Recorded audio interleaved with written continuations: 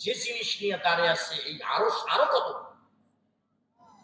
আল্লাহু লা ইলাহা ইল্লা হুয়াল হাইয়ুল কাইয়্যুম লা তা'খুযুহু সিনাতুন ওয়া লা নাওম লাহু মা ফিস সামাওয়াতি ওয়া মা ফিল আরদি মান যাল্লাযী ইয়াশফা'ু ইনদাহু ইল্লা বিইذনিহি ইয়া'লামু মা বাইনা আইদিহিম ওয়া মা খালফাহুম ওয়া লা ইউহিতুনা বিশাইইন মিন ইলমিহি ইল্লা বিমা শাআ ওয়াসি'a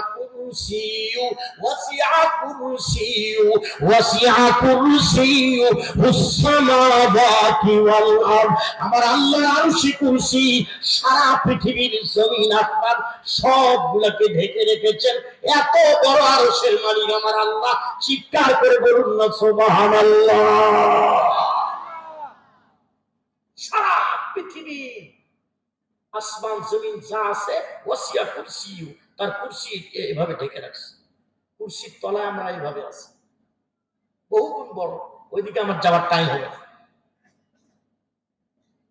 ডাক দিয়ে বললেন নবীজি আয়াতি কারিমা নিয়ে যখন রওনা হয়ে যায় ফেরেশতারা চোখ বড় করে দেয় জিবরিল আমিন কি নিয়ে যায় আযাবের হুকুম নিল কিনা গজবের হুকুম নিল কিনা দুনিয়া প্রলয় হওয়ার হুকুম নিল কিনা সব ফেরেশতারা আমার দিক চোখ বড় করে দেয় ও নবীজি সাত আসমান পাড়ি দিয়া দুনিয়ার মহাশূন্যে যখন যাই আমার পিছে ধাওয়া করে শয়তান আমার পিছে ধাওয়া করে ওহী দেখার জন্য আসে জিবরিল ফেরেশতা কি হুকুম নিয়ে যায় নবীর কাছে কোন গোপন হুকুম নিল কিনা আযাব গজবের হুকুম নিল কিনা শয়তান আমার পিছু ধাওয়া করে ও নবী আমার এই আমানত আল্লাহর দেওয়া আমানত ওহীর মতো আমানত নবী পর্যন্ত নিতে রাস্তায় যেন শয়তান ভেজাল দিতে না পারে এর জন্য প্লাস মাইনাস না হয়ে যায় এর আমানতদারি যেন ছুটে না যায় এর মধ্যে যেন ভেজাল দিতে কেউ না পারে এই জন্য সিকিউরিটি গার্ড স্বরূপ আমার আল্লাহ 599টা পাখা মারি দিয়েছেন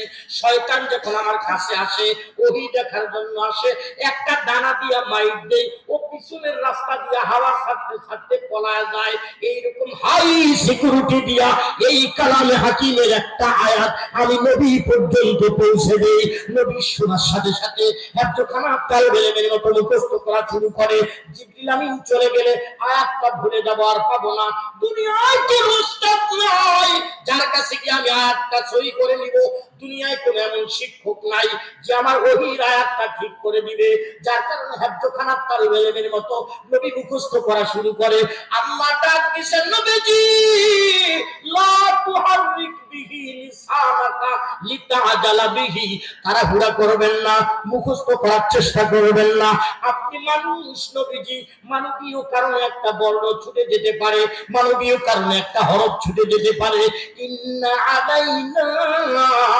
জামআহু ওয়া কুরআনা আমি আল্লাহ আপনার সিনায় কোরআন জমা করে দেব আপনার মুখস্থ করার দায়িত্বটাও আমার মুখস্থটাও আপনার দায়িত্ব না চিৎকার করে বলতে হবে সুবহানাল্লাহ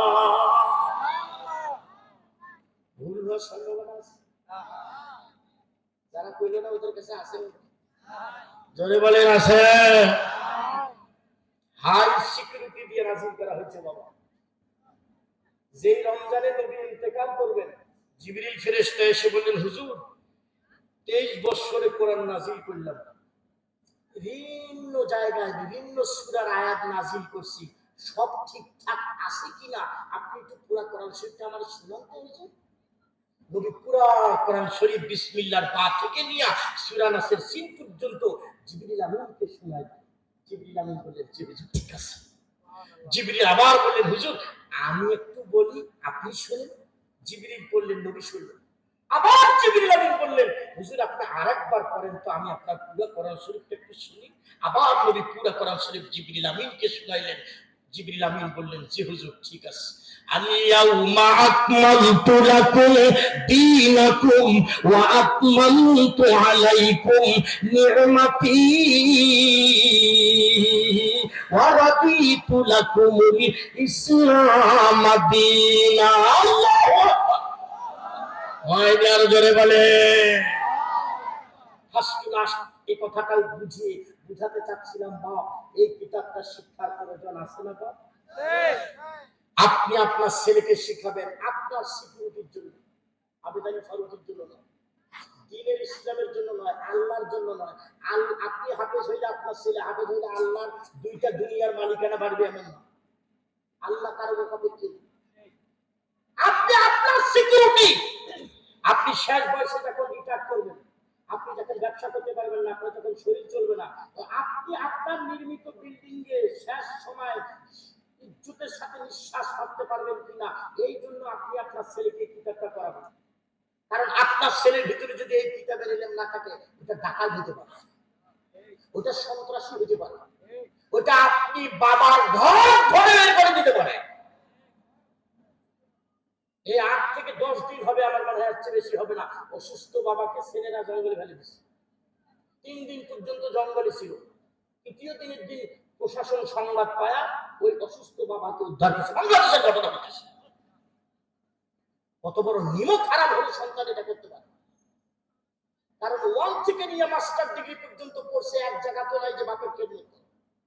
আর এই কোরআনের অসংখ্য জায়গায় আসছে নিয়া ওয়াকাদা রাব্বুকা আল্লা তা'বুদু ইল্লা ইয়া ওয়া বিল ওয়ালিদাইনি ইহসানা। ইবাদত করেছো বেটা, বাবার খেদমত কর, মায়ের খেদমত কর।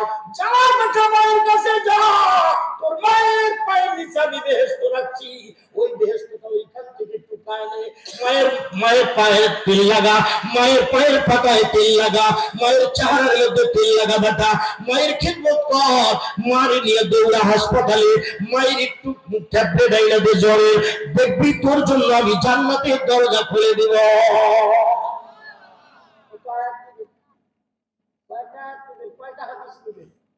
এই সিলেবাসে একমাত্র শিখায় বাবা মার খেদমত করা, এই সিলেবাসে একমাত্র শিখায়। সাহেব, আপনি আপনার ছেলেটাকে এই কিতাবটা পড়াইলে আপনার ছেলে দাম কমবে না, বাড়বে বাড়বে বাড়বে। শেষ ফিনিশিং হাসিল কথাটা বলে দিই। 12টা পার হয়ে গেছে, 12টা পর্যন্ত আমার টার্গেট ছিল। আর 1-2 মিনিট ধৈর্য আছে আপনাদের? আচ্ছা বলেন তো, এই কিতাবটা রাতে নাযিল হইছে না দিনে?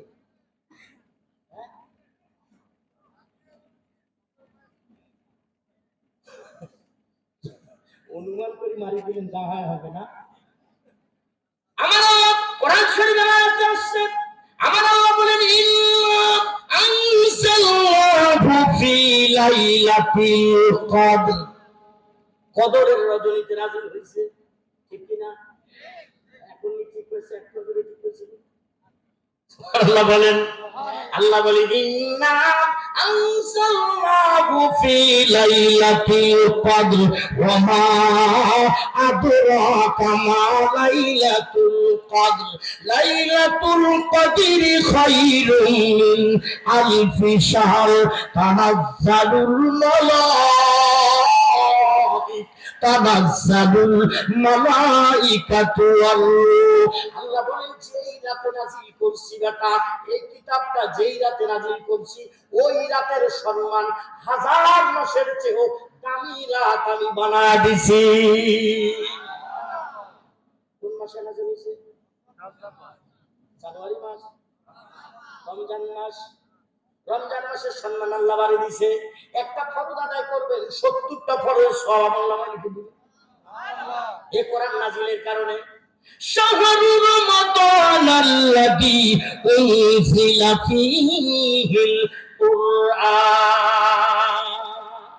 এই কোরআন রমজান মাসে নাযিল করার কারণে রমজান সম্মান বাড়ি দিয়েছে।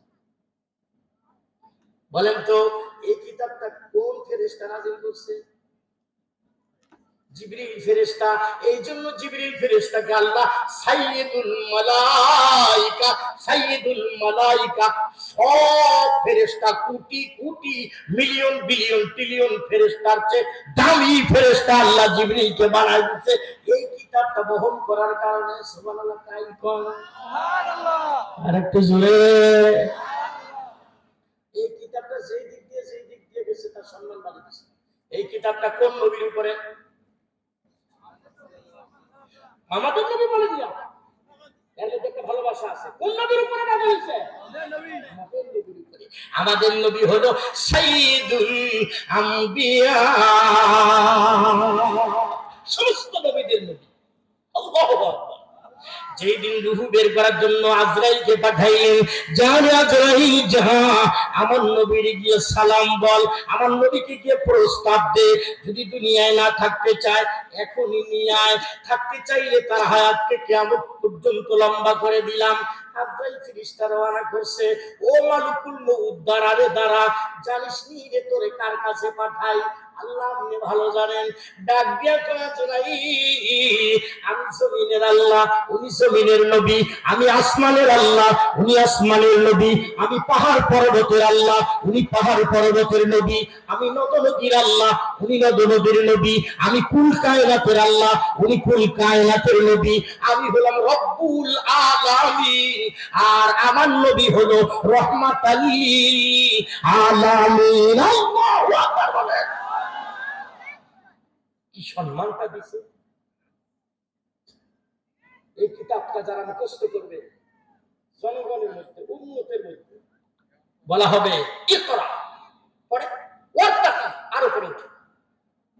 যারা হাফেজে কোরআন তাদেরকে বহির ইকরা পড়ো, ওয়ারতাকি, আরো উঠো, চলো। একটা করে আয়াত পড়বে, একটা করে তালা চলবে, একটা করে আয়াত পড়বে, একটা করে তালা চলবে। ৬৬৬৬ তালা যেখানে আয়াত শেষ হবে, এইটাই তোমার উচ্চ মকাম। সবাই নিচে থাকবে আর তুমি ৬৬৬৬ তালায় থাকবা। ১০০ তালা বাংলাদেশে হয় নাই, তাতে ওরা তালায় মাথা দেয়। হাতের সব থাকবে ৬৬৬৬ তালার মাথায়, আর সব থাকবে নিচে।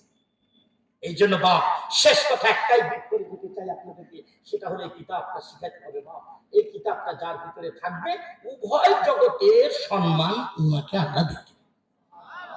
আল্লাহ আমাদের সবাইকে এই কোরআন শিক্ষা করার তৌফিক দান করেন, এই কোরআনের সাথে সম্পর্ক করার তৌফিক দান করেন। আমি শেষ করে দিচ্ছি। আমি অনেকগুলা কথা স্টার্ট করে দিলাম, যেহেতু রাত গভীর হয়েছে। রাত গভীর করে ফজরের নামাজ কাজা করে ঘুমাবেন, আর এই বছর